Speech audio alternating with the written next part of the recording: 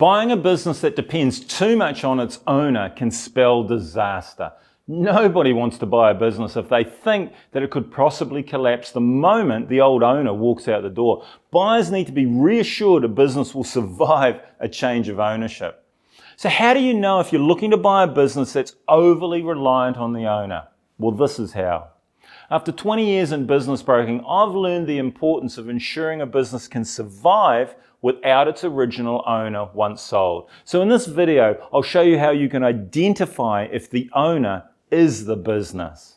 It would be foolish to risk your investment on a business that's overly dependent on one person. So when buying a business, it's crucial to assess this issue. But how? Ask these questions. How do key relationships impact the business post-sale? Now, if major clients have a close personal relationship with the outgoing owner, their loyalty might not transfer to the new owner. Ask what happens when customers call. Are they calling for the owner, or is it the company name they identify with? Could any one of the unqualified employees handle the customer's needs as well or better than the owner can?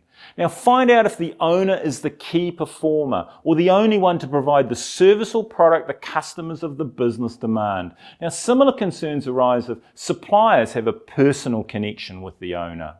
Ask yourself if the business you're considering will function well after the departure of the owner. Is the business's brand closely tied to the owner's personal brand? Now, if so, customers might perceive the business as less credible without that original owner. Public perception matters too. If the owner is the face of the business, the owner departing could impact its public image. But what role do employees play in the sustainability of this business? Now, if the key employees are highly dependent on the owner for guidance and decision making, it could indicate a lack of leadership within the organization. If the outgoing owner is the sole decision maker for key aspects of the business, their departure might lead to disruptions as the employees are unable or maybe unwilling to take on responsibility. Look for signs the owner is heavily involved in day-to-day operations without clear delegation of tasks to others.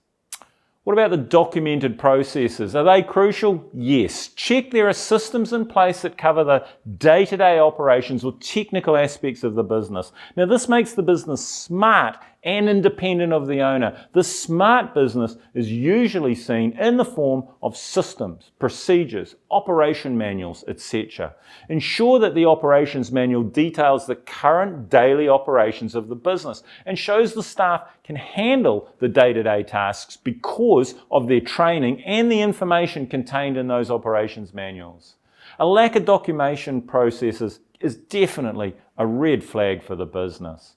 If the owner holds most of the business knowledge, it increases the risk of operational challenges post-transition. Remember, the businesses with comprehensive documentation processes are far more likely to thrive after a sale.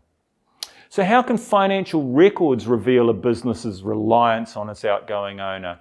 Well, that's pretty easy. Examine if there are revenue fluctuations tied to the owner's activities. Find out when the owner goes on holiday and see how the business performs during those periods. Ensure profit margins are sustainable without the owner's direct involvement. But what else can you do? Well, you probably need to conduct a thorough due diligence focusing on the areas above. Speak with key employees if needed, maybe major clients and suppliers to gauge their perceptions and their dependencies on the owner. Evaluate the strength and capabilities of the existing employees. Understand why documented processes are crucial for a successful business transaction and ensure they are complete, up to date, and obviously available.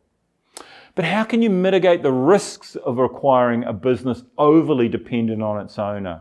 Well, make sure to include clauses in the sale and purchase agreement that hold the outgoing owner accountable for a transitional period, training period if you like. Consider earn-out agreements where part of the purchase price is contingent on the business's performance post-transaction. You should be doing all of this as part of your due diligence, but what else should you do under a due diligence? Do this. I'll see you over there. Thanks for watching. Cheerio.